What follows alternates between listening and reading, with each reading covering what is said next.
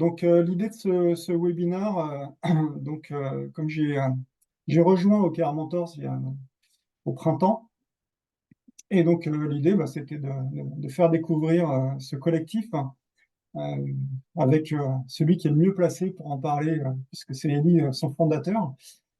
Et puis, en parallèle de ça, ils ont mené une enquête auprès de pas mal de monde, hein. Eli précisera tout ça. Et donc, nous faire qui partagent tous ces insights, tous les points importants qui ressortent de cette enquête. Et en attendant, je vais présenter Eli. Donc, tu habites à Barcelone, c'est pour ça que tu es bien bronzé, en tout cas plus que nous. Donc, c'est le fondateur d'OKR Mentors, donc tu vas en parler un petit peu après. C'est aussi l'auteur du livre La méthode OKR, le guide pratique, qui est sorti il y a 2 ans maintenant, c'est ça? 1 an et demi, 2 ans? Tout à fait. 2 ans, ouais. Oui.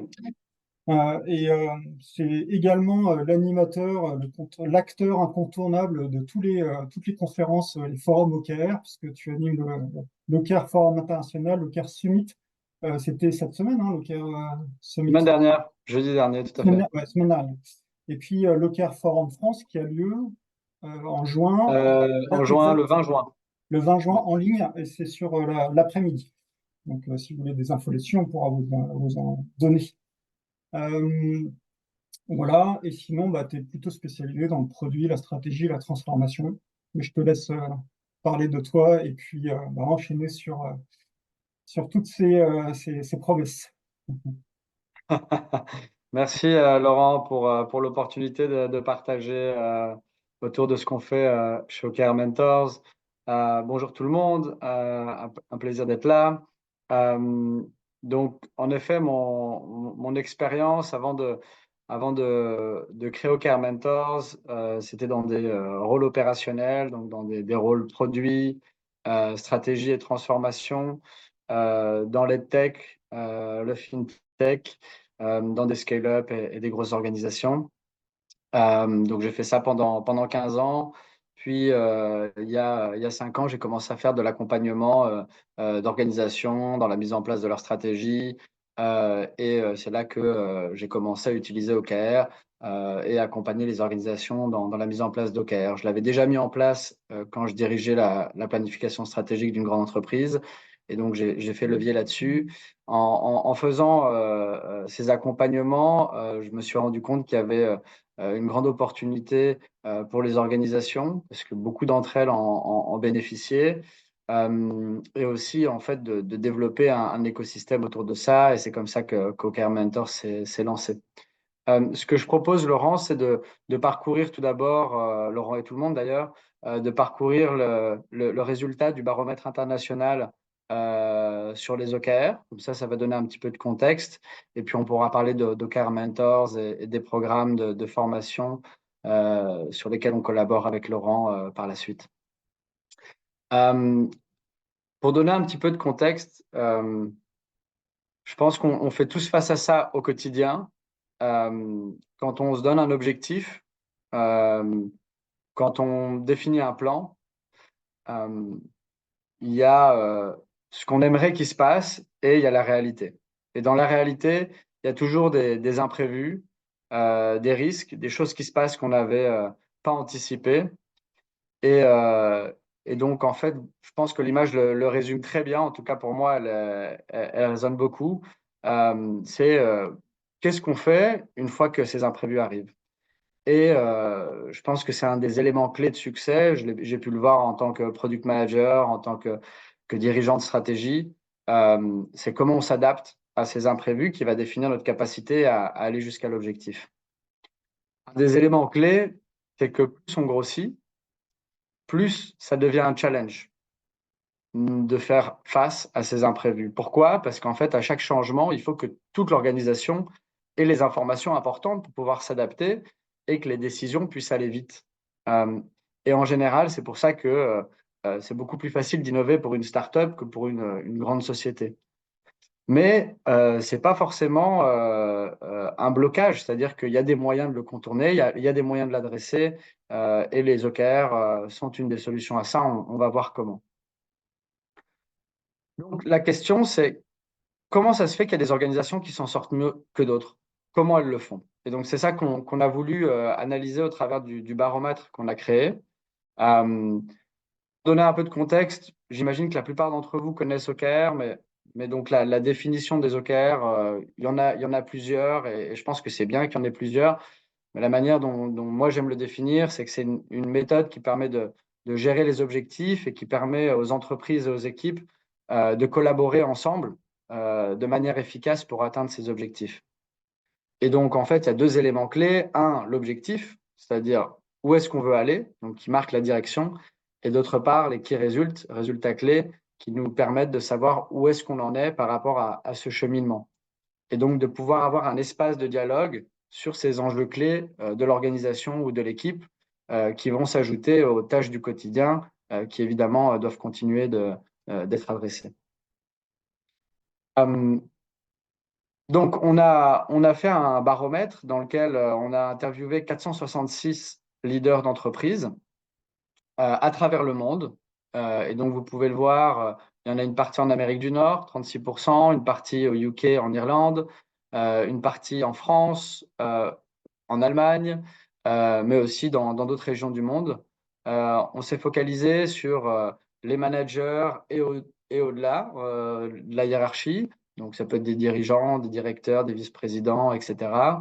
Et dans des organisations de toute taille. Donc, vous pouvez le voir en bas à droite, il y a à la fois des startups de 1 à 49 personnes, mais aussi des grosses organisations de plus de 10 000 personnes.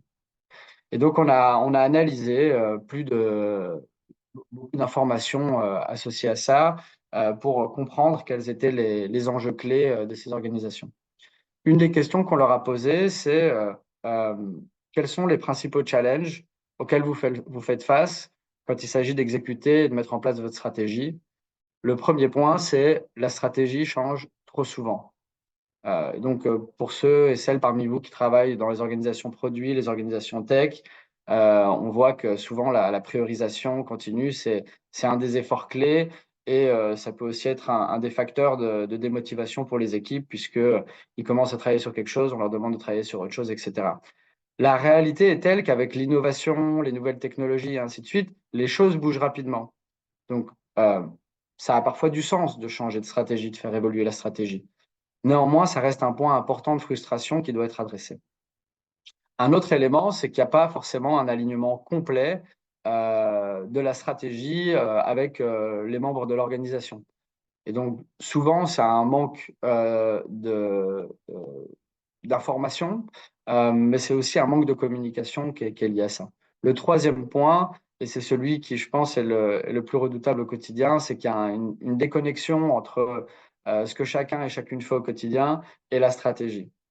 Et donc, ces trois éléments clés, en fait, ils doivent être adressés pour qu'une société, elle puisse continuer à être pertinente, elle puisse continuer à être compétitive et elle puisse accomplir ses objectifs. On a demandé à ces mêmes leaders pourquoi est-ce qu'ils utilisaient les OKR, et donc associés au challenge qu'on vient d'identifier. Et ça, c'est les trois réponses principales. Alors, comme vous voyez, la somme est au-delà de 100%. En fait, on leur donné la possibilité de répondre à plusieurs options. On voit que les points qui reviennent le plus fréquemment sont l'alignement, la performance et la prioritisation. Quand on a approfondi l'analyse, on s'est rendu compte, en demandant à ces leaders, qu'il y en avait certains qui étaient plus à l'aise que d'autres avec les OKR. Donc, on leur a demandé depuis combien de temps vous utilisez les OKR, quel est votre niveau de confort avec les OKR, votre niveau de maturité, et ainsi de suite. Et il y en a certains et certaines, approximativement 10%, qui se sentaient très à l'aise et qui utilisaient les OKR depuis un moment. On a analysé ensuite l'impact que ça avait sur, un, leur performance stratégique et deux, sur leur manière de mettre en place les OKR. Et c'est ça que je vais partager avec vous et qui, je pense, est le plus intéressant dans ce baromètre. On pourra d'ailleurs vous partager le lien vers le baromètre, soit dans le chat, soit suite à cet événement.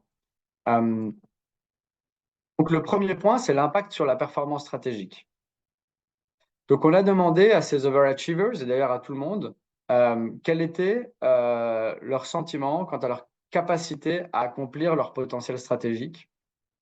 Et de manière générale, les résultats étaient très hétérogène, sauf pour un groupe, le groupe des overachievers, où on voyait qu'il y en avait déjà plus d'un tiers qui se considéraient excellents dans leur capacité à accomplir leur potentiel stratégique, ce qui représente 12 fois plus que le reste de l'échantillon. 12 fois plus, ça veut dire que les autres, ils étaient autour de 4%. Donc, c'est une différence assez substantielle. Et quand on va un peu plus dans la profondeur, on voit que ce n'est pas juste ça, c'est aussi leur capacité à exécuter, leur focus, leur alignement, leur agilité, et ainsi de suite. Je vais prendre l'exemple de l'agilité. Vous voyez ici, au milieu à droite, 62%, donc une majorité des overachievers, se considèrent excellents dans leur capacité à être agiles et s'adapter. C'est 62 fois plus que les personnes qui commencent avec OKR.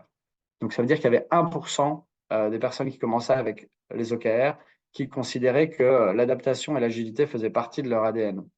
Si vous vous rappelez les défis qu'on avait mentionnés plus tôt, la stratégie change souvent, les gens ne sont pas engagés, on a des sujets de priorisation. C'est un des éléments clés pour débloquer ça.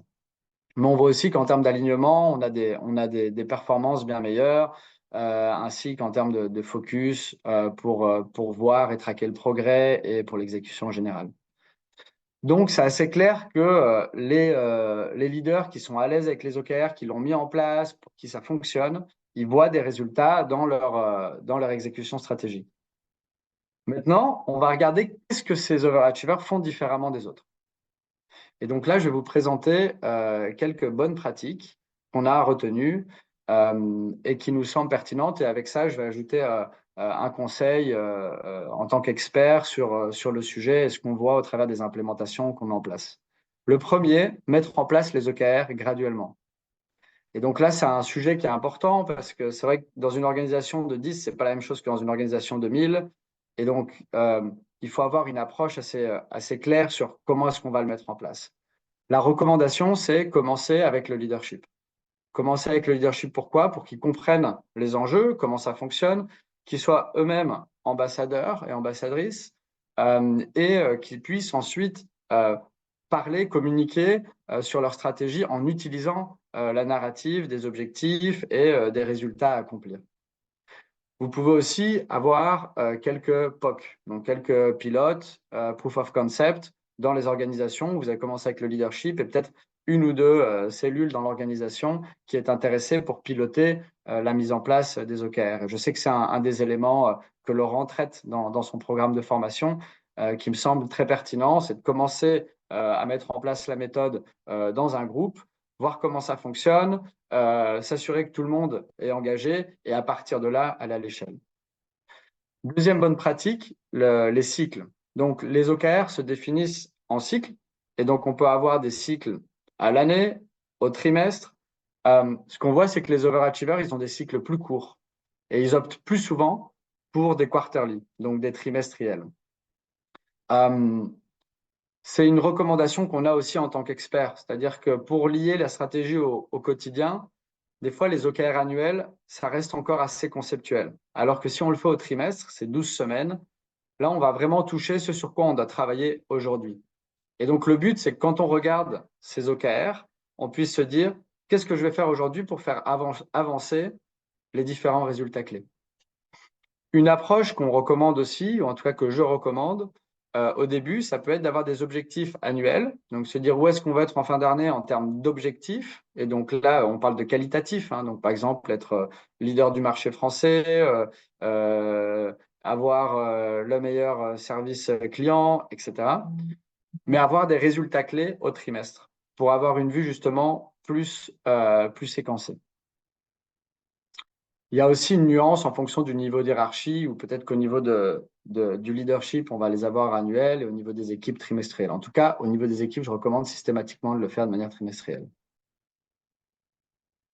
J'en profite pour dire que si vous avez des questions ou des remarques, n'hésitez pas à les partager en commentaire. Laurent, je pense qu'on aura peut-être un peu de temps à la fin pour pouvoir les adresser. En tout cas, ce sera avec plaisir pour le faire.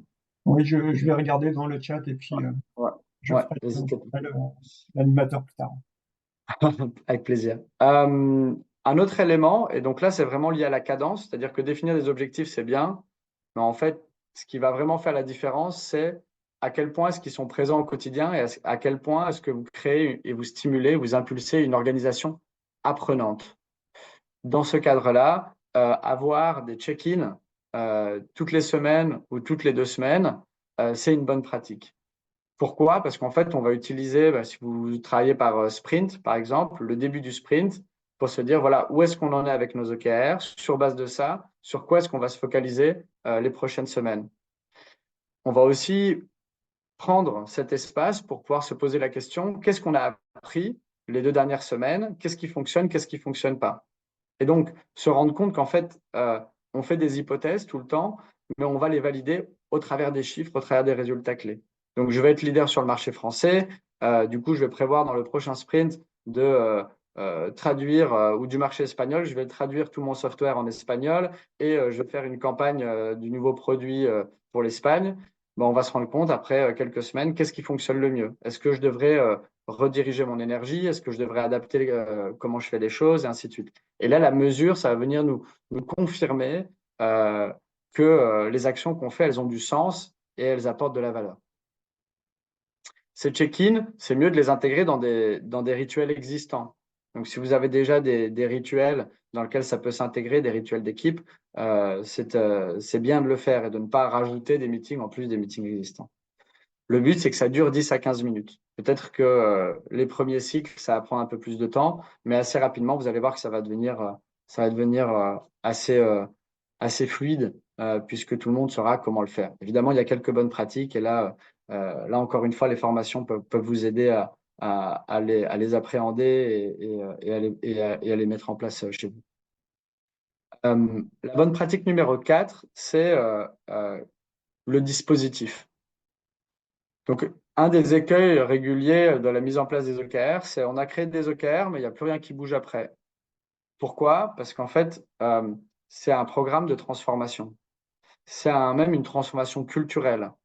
Au lieu de penser en activité, on va penser en résultats, on va penser en valeurs, on va avoir des cycles à mettre en place, et ainsi de suite. Donc, le concept est assez simple, mais dans la pratique, c'est important de donner de l'espace à la transformation. Et pour ça, il faut avoir un rôle qu'on peut appeler OKR Lead, qui va justement avoir un rôle de project management, change management, et qui va déployer les OKR comme un programme dans l'organisation. À côté de ce rôle-là, il y a un OKR sponsor qui est dans l'équipe dirigeante, ou en tout cas un niveau de seniorité suffisant pour pouvoir allouer les ressources, aider quand il y a des blocages, et ainsi de suite. Et enfin, un réseau de champions. Et le réseau de champions, c'est vraiment une recette clé pour pouvoir, dans les équipes, avoir des relais qui vont s'assurer que les rituels ont lieu, que le cycle est bien préparé, que les OKR sont bien définis, et aussi qu'on crée une communauté de pratique. Et cette communauté de pratique, elle va permettre de faire monter en compétence l'ensemble de l'organisation quand il s'agit d'exécution stratégique, d'agilité, d'adaptabilité, et ainsi de suite. Donc vraiment, je pense que ça, c'est les 3 rôles principaux. Après, on peut créer d'autres rôles, mais donc OKR Lead, OKR Sponsor et OKR Champion. Bonne pratique numéro 5, c'est la manière dont on intègre ça avec l'existant. Le but des OKR, c'est de venir simplifier, fluidifier pour pouvoir se focaliser sur ce qui est le plus important. Ce qui peut se passer, c'est un des écueils malheureusement qui arrive trop souvent, c'est qu'on va faire les OKR en plus de tout le reste. Et donc là où, en théorie, on est censé avoir une manière simplifiée de prioriser, là maintenant, on va avoir les priorités d'avant et les priorités OKR. Et du coup, on va avoir encore plus de priorités qui viennent en conflit. Et donc, ça va être très confusant pour les équipes. Donc, c'est important dans la mise en place des OKR de s'assurer qu'on s'intègre bien avec les processus existants. Donc, je vais vous donner une astuce pour se souvenir de quels sont les process qu'il faut toucher. C'est ceux qui sont avec 3 P. Donc, planning, priorisation et performance. Donc, vous pouvez réfléchir dans les équipes, dans l'organisation, et ainsi de suite. Qu'est-ce qui touche au planning, à la priorisation et à la performance? Et s'assurer qu'en fait, les OKR s'intègrent bien avec ces process-là. Ça ne veut pas dire qu'il faut les changer ou les laisser de côté. Non, non. Il y a évidemment, si vous avez déjà une manière de préparer vos cycles de roadmap, mais c'est comment les OKR viennent en amont orienter les équipes sur comment prioriser, par exemple. Pareil pour la gestion de la performance, s'assurer que ces choses-là soient traitées et adressées en amont. pratique numéro 6, les outils. Donc, un des éléments clés des OKR, c'est la transparence. C'est pouvoir avoir de la visibilité, pouvoir comprendre ce qui se passe dans les autres organisations. Et donc, quand je demande à l'équipe techno, tiens, j'aimerais bien faire ça pour le trimestre qui vient, et qu'elles me disent non, comprendre pourquoi, quelles sont leurs priorités, quelles sont les mesures clés qu'elles sont en train d'adresser, et du coup, changer la dynamique de comment est-ce qu'on peut travailler ensemble, etc. Un des éléments clés ici, ça va être de pouvoir, en début de cycle, discuter ensemble de quels sont ces OKR qu'on va partager, quels sont ces éléments qu'on va vouloir aller chercher ensemble. Mais donc, pour ça, avoir un endroit où il y a de la visibilité pour tout ça et où c'est simple d'updater et partager le progrès, c'est important. Au début, ça peut être un simple Google Sheet ou Microsoft Excel ou une page dans Notion. Disons que ce qui est important, c'est qu'il y a un espace pour ça et que ce soit facile et fluide à utiliser. Une fois qu'on commence à mettre ça à l'échelle, quand il y a beaucoup d'équipes et ainsi de suite, on va voir qu'il y a une limite avec les outils standards, entre guillemets. On va potentiellement aller chercher des outils plus sophistiqués, plus avancés pour vous aider à justement garder cette simplicité et cette fluidité. Un des potentiels, notamment au travers des outils, ça va être aussi de permettre aux différents niveaux de l'organisation de comprendre ce qui se passe et voir comment elles peuvent accompagner, aider les équipes qui sont dans des situations plus délicates que d'autres. Bonne pratique numéro 7, c'est la formation. Donc là, on voit que les overachievers, ils ont investi à créer des programmes de formation robustes. Et donc, ici, le conseil, c'est commencer par l'OKR Lead, puisque ce sera votre sachant en interne. Donc, s'assurer que cette personne, elle ait vraiment tous les éléments nécessaires pour comprendre les bonnes pratiques, les mauvaises pratiques, les écueils, ce qu'il faut faire, quand, comment, etc. Et aussi pouvoir le disséminer dans l'organisation. Derrière ça, former les champions et les managers est aussi un élément important et clé, puisque ça va permettre justement d'avoir des relais dans l'organisation qui ont aussi un savoir-faire qu'ils vont pouvoir partager. Et donc ici, on résume les bonnes pratiques en quelques minutes, mais évidemment, derrière, il y a le comment est-ce qu'on fait ça.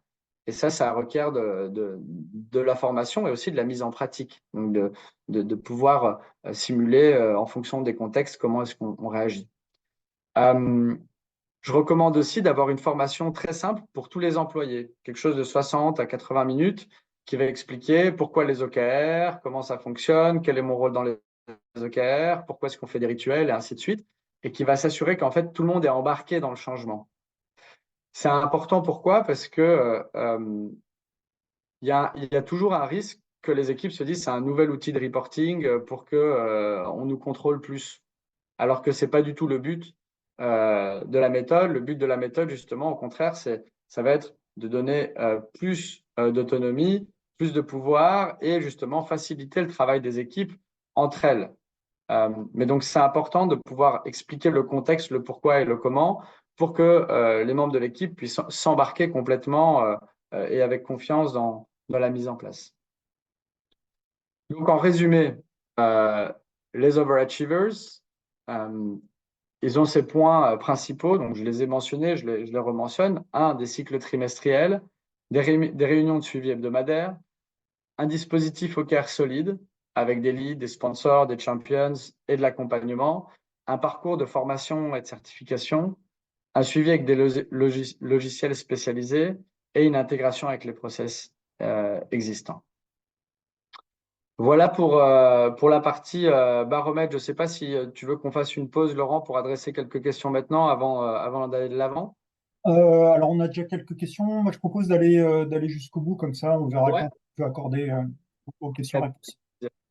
Un peu de contexte sur OKR Mentors. Donc, ça a été fondé il y a 2 ans avec l'ambition de faire avancer les pratiques d'exécution stratégique dans le monde. Et pour ce faire, on réunit les meilleurs experts au monde. Et donc, aujourd'hui, on est une quarantaine d'experts et de formateurs. Laurent en fait partie. Je suis très content qu'il nous ait rejoints. Et on propose 3 types de services. Le premier, c'est le collectif. Donc, pour les coach ou OKR lead, qui sont praticiens, qui veulent justement approfondir, développer, voire challenger leurs propres pratiques et pouvoir bénéficier de toute une série de services qu'on propose autour de ça. Donc, on fait des mastery talks, on fait des quarterly, on fait du networking. On a aussi tout un playbook avec des templates, avec des cheat sheets et ainsi de suite qui sont très utiles pour justement aller plus vite dans la mise en place des OKR. On fait des services d'accompagnement. Donc, quand une organisation cherche à mettre en place les OKR et veut faire venir du savoir-faire de l'extérieur, que ce soit en tant que copilote ou en tant que chargé d'implémentation. Et on fait des programmes de formation. Et donc, ces programmes de formation, qui sont vraiment la clé de voûte de ce qu'on fait, je vais vous les présenter un peu plus tard, ils sont adaptés à chacun des profils de l'organisation. Depuis le lancement, et donc ça, c'est une update début 2023, ça a évolué depuis. On a formé 2500, donc là, c'est 1500. On a 2500 professionnels formés et certifiés. On est passé de 2 à 9 personnes. Le collectif, comme je vous le disais, il est passé à 40 personnes. On s'est réunis d'ailleurs il y a 2 semaines. On organise des événements pour justement faire partager les bonnes pratiques. Donc, on invite les experts de LinkedIn, de Renault, de Société Générale, de WeTransfer, de Booking.com et ainsi de suite pour justement avoir l'occasion d'écouter des praticiens et des praticiennes. Et évidemment, on a lancé, on développe ces formations certifiantes que je vais aborder un peu plus en détail. Donc, les certifications, les formations, quel est l'objectif, quel est l'enjeu? Ici, ce dont on s'est rendu compte, en fait, c'est que tous les experts et les experts à travers le monde forment les organisations sur comment mettre en place les OKR et qu'il y a différents profils d'organisation qui doivent être formés. On s'est rendu compte aussi que chacun avait créé une approche différente, mais qui avait des bases communes. Et donc, on a réuni en fait toutes les bonnes pratiques des formateurs et on a créé un programme dans lequel on a un modèle de compétences pour chacun des rôles et des profils. Aujourd'hui, c'est une référence dans le monde de l'exécution stratégique. On a voulu s'assurer dans cette formation qu'on avait beaucoup de cas d'études, de pratiques. C'est-à-dire, si on fait l'analogie avec la conduite, ce n'est pas un code de la route. C'est-à-dire que vous ne sortez pas de là en disant je connais la théorie. Non, on va vraiment aller vers la pratique. Et donc, avec cette ambition-là, de vous donner aussi des leçons de conduite, en tout cas, si je fais l'analogie avec le permis de conduire, pour que quand vous sortez de ce programme-là, vous vous sentiez en confiance pour mettre en place et jouer le rôle que vous voulez jouer dans la mise en place des OKR. Et donc là, on a différents programmes que je vais vous présenter tout de suite. Je vais aller de la droite vers la gauche. Le premier programme, c'est l'OKR Professional Coach. Et donc ça, c'est pour 2 types de rôles. Un, les OKR Lead, donc les personnes qui sont en charge du déploiement de leur organisation, où là, on va aller en profondeur dans les fondations des OKR, les différents rituels, comment faire le lien entre la stratégie et les OKR, comment mettre en place les OKR dans une organisation et en fonction des différents types d'organisations. On va aussi adresser les différents éléments de change management. Donc, il y a toujours des résistances au changement, comment on les détecte, comment on les adresse, quelle est la posture de la personne qui déploie les OKR, coach, mentor, accompagnant, donc comment adopter la meilleure posture. Donc ça, c'est une formation de 18 à 20 heures. La formation juste avant ça, et qui a un bon prérequis, c'est la formation OKR Champions. OKR Champions, elle s'adresse à toutes les personnes qui mettent en place OKR dans une équipe ou au sein de plusieurs équipes et qui donc vont avoir les mêmes fondations sur les OKR, les mêmes éléments détaillés sur comment gérer des rituels, comment mettre en place un cycle et la partie change management. On va aussi aborder les éléments de lien entre la stratégie et les OKR et le coaching. La formation OKR Leader est très similaire à celle d'OKR Champion, mais on met plus l'accent sur quel est le rôle du leader dans la mise en place de la stratégie. Comment faire le lien et le cadre entre ce que l'organisation veut accomplir et ce que l'équipe a comme possibilité en termes de contribution. Et vous voyez qu'elle est un petit peu plus courte.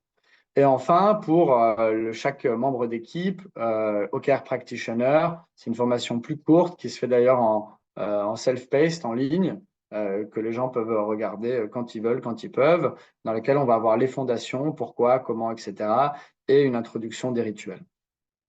Et donc, tous ces programmes, une fois qu'on les termine, on a accès à un examen qui permet de valider les acquis et on obtient une certification qui permet euh, justement de s'assurer en interne comme en externe qu'on a acquis les compétences qui sont associées au programme. Et d'ailleurs, par rapport à cette formation, et donc c'est un des sujets sur lesquels je suis très content d'avoir Laurent qui nous rejoint parce qu'il est maintenant depuis un moment impliqué et une référence sur le domaine des OKR en France. Euh, il fait évidemment beaucoup de formations. Je vais lui laisser en parler lui-même puisque c'est évidemment lui qui pourra vous donner le plus de détails.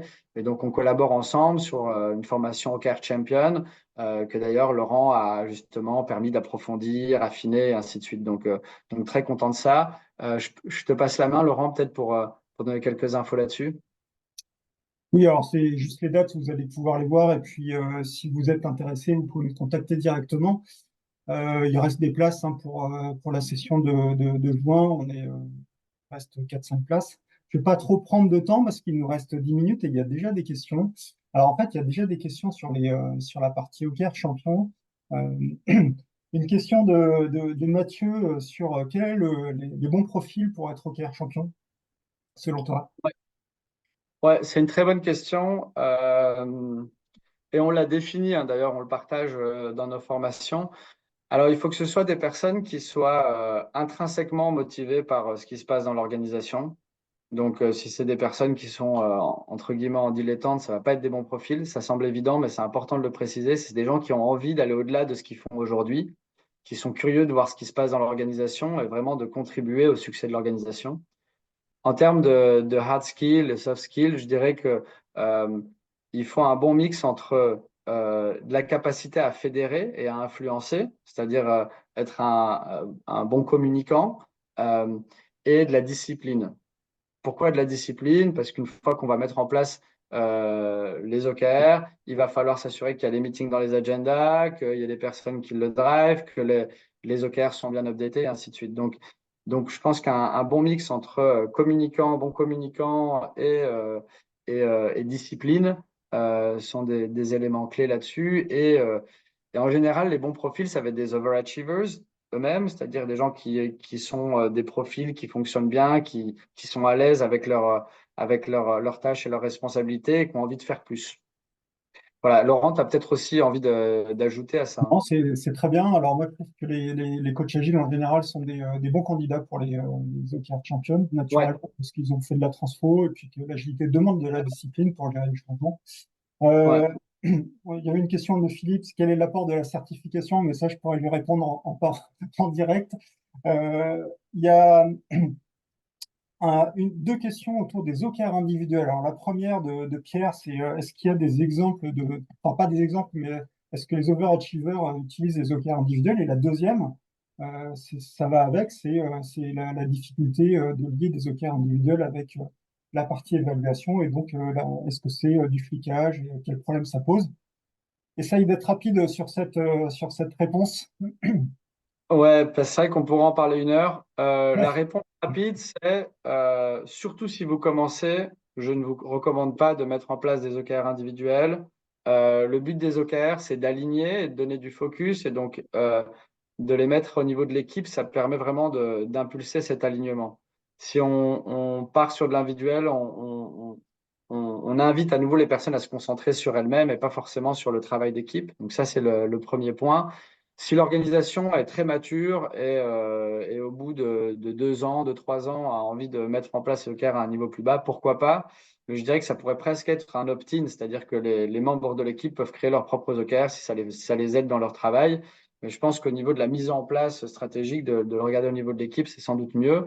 Euh, Maintenant, et c'est d'ailleurs un des éléments aussi qui lie à l'incentive financier, donc sur la partie évaluation de la performance. Euh, le but des OKR, c'est qu'on va permettre aux gens d'avoir de l'ambition, de rêver et d'avoir un espace safe. C'est-à-dire, je peux, si on me demande combien tu penses que tu vas faire, bah si je pense que je vais faire 80, bah je vais dire 100. Pourquoi? Parce que j'ai envie d'y croire, j'ai envie de foncer et c'est ça qui va me motiver. Si on commence à le lier à l'évaluation de la performance, à ce moment-là, on va passer des heures à négocier si ça va être 80, 82, 78. Et donc, du coup, on perd déjà beaucoup de temps dans la définition des OKR. Mais ensuite, on va aller vers le moins 10 ans. Et donc, ça va être une négociation vers le moins 10 ans et on perd cette ambition qui est censée apporter les OKR, d'être aspirationnel, de motiver et ainsi de suite. Du coup, on peut quand même le lier à l'évaluation de la performance, mais de manière indirecte, c'est-à-dire qu'on peut mettre dans l'évaluation de la performance quelle est la contribution à la définition et la mise en place des OKR. Et donc là, ça donne un espace au manager pour échanger avec le membre de l'équipe sur sa contribution sur les enjeux stratégiques clés, mais de manière qualitative. Ouais, tout à fait. J'ai la même réponse sur le fait que ça tire vers le bas les ambitions. Et en fait, ça, les exécutifs l'entendent très bien. Après, il faut aller au-delà et trouver la bonne manière de faire cohabiter justement les OKR et la partie individuelle. Mais effectivement, on commence pas par ça. Et Michael le rappelle, effectivement, même John Doerr, qui est le porteur, l'initiateur enfin, ce qui a formalisé un petit peu les OKR et les a démocratisés, bah, il parle de la méthode CFR, en conversation, feedback, reconnaissance, pour bien séparer les deux. Alors en France, on n'utilise pas tellement les CFR, mais le fait que ça existe rappelle que bah, justement, ça, on va pas mixer. On a d'autres questions. Alors il y a une question sur l'outil. Peut-être on peut rapidement l'évacuer. C'est Malika qui pose cette question des exemples d'outils. Il me semble que Quantive, enfin, comment dire, le baromètre, tu l'as fait avec Quantive, c'est ça, hein? Oui, alors il y a une longue liste et je pense il faut voir aussi en fonction des outils existants que vous utilisez. Mais donc il y a Quantive, il y a Workboard, il y a Oboard pour ceux qui utilisent Jira, il y a Perdue, il y a WorkPass. Voilà, donc je pense que si vous avez une large organisation, ça peut valoir la peine aussi de faire une analyse des différents outils et voir ce qui correspond le mieux. Notion aussi a des templates intéressants. Voire même en tout cas, n'hésitez pas à consulter Laurent ou à me consulter partie de notre accompagnement, ça peut être de l'accompagnement à des RFP pour trouver les bons outils. Ouais, tout à fait.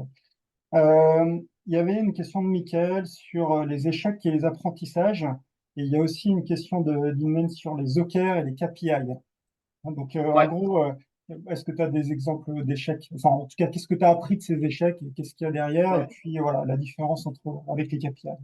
Je vais faire OKR et KPI d'abord, ça va aller Ouais, plus vite. Et l'autre, sais pas par où commencer. Mais donc OKR et KPI, l'analogie la plus simple, c'est si vous faites un voyage en voiture, l'essence, l'huile, ça va être vos KPI, c'est-à-dire de quoi on a besoin pour que le business tourne. C'est le business as usual. Et le GPS, ça va être vos OKR. C'est-à-dire qu'est-ce qui nous permet d'aller d'un point A vers un point B. Et donc, les OKR, c'est vraiment qu'est-ce qui extrait, quelle est l'essence de ce qu'on veut accomplir et qui nous permet de bouger de là où on est vers là où on veut aller. Là où des KPI, ça va être, on va tous en avoir pour voir comment notre business performe au quotidien. Et donc, c'est plus un health check que quelque chose avec une intentionnalité de mouvement. Donc ça, c'est la différence principale. D'ailleurs, on ne l'a pas dit, mais les OKR, il faut les limiter. C'est-à-dire qu'il faut avoir 3 objectifs, 5 max. 2, 3 qui résultent par objectif et éviter de rentrer dans l'écueil de j'ai 10 objectifs, 10 qui résultent et donc on a 100 métriques à aborder toutes les 2 semaines. Au niveau des apprentissages, je pense que les points principaux, ils ont été partagés dans les bonnes pratiques. Donc, si vous les inversez, c'est les mauvaises pratiques, c'est-à-dire avoir des cycles longs, pas mettre en place de cadence, pas avoir d'OKR lead ou avoir des mauvais rôles, mettre en place OKR d'un coup chez tout le monde, mettre en place les OKR à côté des autres process. Donc ça va être les écueils qui sont régulièrement rencontrés par les organisations qui se lancent sans avoir le savoir-faire en interne. ouais, tout à fait. En attendant, s'il y a d'autres questions, peut-être que tu peux nous partager dans le chat le lien vers le baromètre. Ouais, avec plaisir. Alors, je vais aller le trouver. Là. Ah, attendez. Alors, sur les OKR et les KPI, pendant que Ellie cherche, En fait, ça, c'est un point qui revient systématiquement. C'est une bonne chose. Et en fait, faut rappeler que c'est pas l'un ou l'autre. Les deux coexistent, comme l'a très bien expliqué Ellie, hein. Les KPI, c'est pour faire tourner l'entreprise aujourd'hui, s'assurer qu'elle tourne bien, optimiser. Et puis les OKR, c'est plutôt pour l'entreprise de demain, pour le changement. Donc l'entreprise d'aujourd'hui et l'entreprise de demain, elles coexistent, elles cohabitent. Et on a les deux. Alors ça embête en général les dirigeants d'avoir deux outils pour piloter, mais ça reflète en fait des intentions différentes derrière. Exactement. Alors, sur les chats, donc qu'est-ce qu'il y a d'autre? Donc, merci pour le partage. Il est 44, on devait finir à 45. Est-ce qu'il y a une dernière question où on clôture le webinaire? Peut-être pour répondre à Philippe, parce que c'était sur quel est l'apport de la certification? Question. Oui, bien sûr. Bon, en fait, la certification, on l'a créée avec deux idées en tête.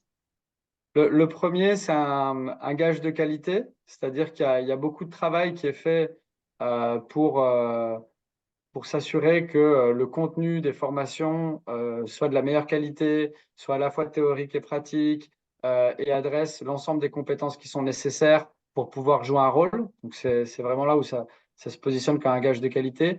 Le second, c'est aussi un gage de reconnaissance pour vous. C'est-à-dire qu'une fois que vous avez votre certification, vous pouvez rassurer vos parties prenantes sur le fait que vous avez les compétences nécessaires pour adresser les OKR en tant qu'OKR lead, OKR champion et ainsi de suite. Et enfin, le troisième point, c'est qu'avec les certifications, vous avez aussi accès au playbook, à la communauté et ainsi de suite, qui vous permet de continuer à développer vos pratiques. Écoute, en attendant, Mathieu a lancé une dernière question, me semble assez pertinente pour préciser ce que sont les OKR, comment les utiliser. Donc, une roadmap peut-elle aider pour gérer les OKR? Ah ben, j'adore cette question, moi je l'inverserai. Euh, les OKR peuvent-ils aider pour gérer une roadmap? En fait, ce qui se passe quand vous avez une roadmap actuellement, c'est que vous avez toute une liste d'items, d'éléments, ça peut être des épiques, des user stories ou quel que soit le nom que vous leur avez donné, à mettre en place. Mais pourquoi est-ce qu'on veut les mettre en place? Quelle est la valeur qu'on veut créer avec ces éléments? Et quand on pose des questions aux équipes, produits, tech, et ainsi de suite, on voit que les réponses, elles divergent, et donc les gens ne sont pas alignés. Les OKR, ils vont vous aider s'ils sont définis en amont. C'est-à-dire si on se dit, parmi ces 20 choses qu'on pourrait faire, quels sont vraiment les 3 objectifs clés qu'on a pour ce trimestre, les éléments les plus importants. Et une fois que ceux-ci sont définis, on va définir comment est-ce qu'on va mesurer le progrès. Et ça, c'est les key results. Et une fois que ça, c'est fait, on va avoir un brief aux équipes qui va leur dire, bon, bah maintenant, dans votre backlog et dans votre roadmap, quels sont les éléments qui vont contribuer à faire bouger ces OKR. Et donc, ça fait gagner beaucoup, beaucoup de temps dans l'alignement et la définition des priorités dans le roadmap. Donc, les OKR aident à définir, à affiner et à prioriser le roadmap au début de chaque cycle et aussi pendant le cycle. Et ça permet aussi de voir dans votre backlog, sur les 50 items que j'ai, j'en ai 20 qui répondent à l'objectif 1, 10 qui répondent à l'objectif 2 et 0 qui répondent à l'objectif 3. Est-ce qu'on n'a pas un problème? Donc, c'est vraiment inverser la question et je pense que la réponse est un oui majuscule. Ouais, et donc c'est bien un cadre pour filtrer. euh, et parce que si on a une roadmap en parallèle des OKR au même niveau ou inversement, ça marche pas très bien. Donc, euh, donc cette Non. question était pertinente pour bien finaliser notre discussion sur les OKR. Je propose de clôturer. Merci beaucoup, Élie, pour ce partage. Avec Et puis, grand plaisir. merci à tous les participants d'avoir pris le temps de nous écouter. Et puis pour les questions-réponses, j'ai une nouvelle question. Voilà, merci à Michael. Merci à tous. À bientôt. Merci tout le monde. Merci Laurent. Bonne fin de journée. Au revoir.